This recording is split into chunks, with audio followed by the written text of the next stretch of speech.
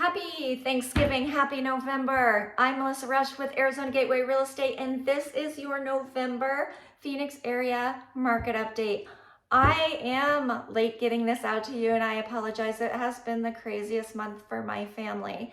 And we are getting ready to put our tree up this weekend. We always put it up after Thanksgiving. So my normal video spot is taken, and this is my not so pretty desk area. I really need ideas to update it. So put some ideas in the comments for me. What color should I do? What picture should I do? I don't know what to do, but I know my lighting and my video quality needs to get better. So bear with me here. Let's focus on the information for today. So I am a realtor in Gilbert, Arizona. I work the East Valley of Phoenix Metro. That doesn't mean I can't sell a home in the West Valley, a Buckeye or Glendale. I sold a Glendale home last week. So I do go all over the Phoenix Metro area. I just tend to focus on Gilbert, Chandler, Mesa, and the East Valley.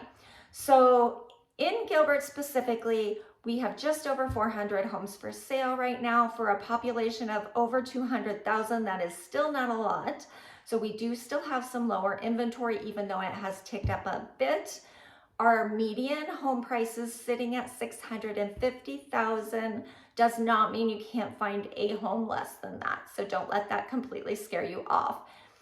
Price per square foot is at 288 average, and days on market is an average of 52. So that's stayed pretty steady throughout the year. What that means is that if you put your home on the market today, it should be sold and closed by 52 days from now, give or take a little bit. Doesn't mean that some homes don't sell faster. If you have a cash deal, it could close, if it has an HOA, in 14 days.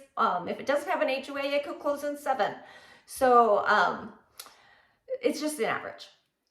All right, so if you've been following along in the media, there was a major lawsuit that had to do with realtors, and I'm not going to go into it too specifically right now, but because of the situation, they are talking about buyers agents getting paid directly by buyers, which means that they will have to come out of pocket with more money. There is a whole lot more to it, so we can talk about it another time. If you have specific questions, let me know, and I'll make another video on that topic itself. So inventory, as I had mentioned in Gilbert, has ticked up as it has over Maricopa as a whole. So in the MLS, we were sitting at around 11,500 listings most of the year, which is very low. Now in the last 60 days, we've creeped up to 16,500, a whole lot more homes on the market, and that seems extreme, but that's still low in the grand scheme of things. So a balanced market would be closer to 22 to 25,000 properties in the Phoenix area in the MLS for sale. That puts us at where it's kind of equal. Buyers and sellers are negotiating equally. If we tip over that 25,000 home mark, then we go into more of a buyer's market where they have more power. Right now, we're still in a slight seller's market. So all good things to know when you are thinking about buying or selling a home. Interest rates have been a big factor this year. Obviously, rates went up a lot.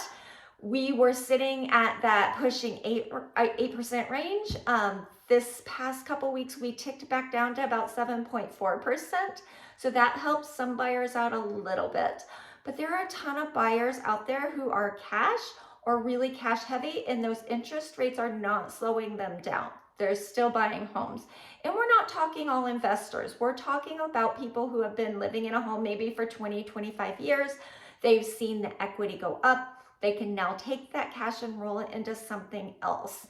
So there's a lot of buyers still out there. And people always need to buy and sell homes. So we've got a lot of people moving because they need to downsize, they need to upsize, they're getting married, they're having children, they're moving for a job. So there is always movement in the real estate market, even when some people are fearful or think that it's not an ideal time. So again, always talk to your agent. They should be able to answer all of your questions. Now, one option that I'm seeing a lot of people ask about is multi-generational housing.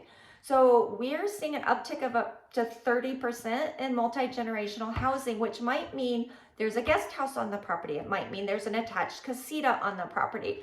It might mean there are two masters. It might mean that it's a two-story house and there's a master upstairs and a master downstairs for, you know, a grandparent or a 20-year-old child that's still living at home. So we're seeing a lot more in the generational housing options as a way to create more affordable housing. And then Phoenix did an incentive for people to buy duplexes, triplexes, and fourplexes.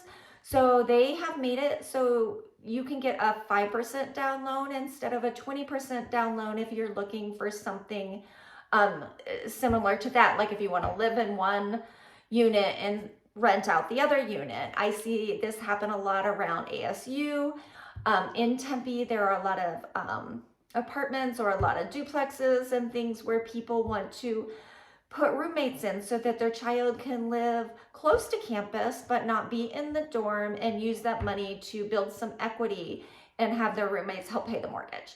So that's another option that's out there for finding affordable housing. So anyway, lots going on in November. I'm going to wrap it up real quick here.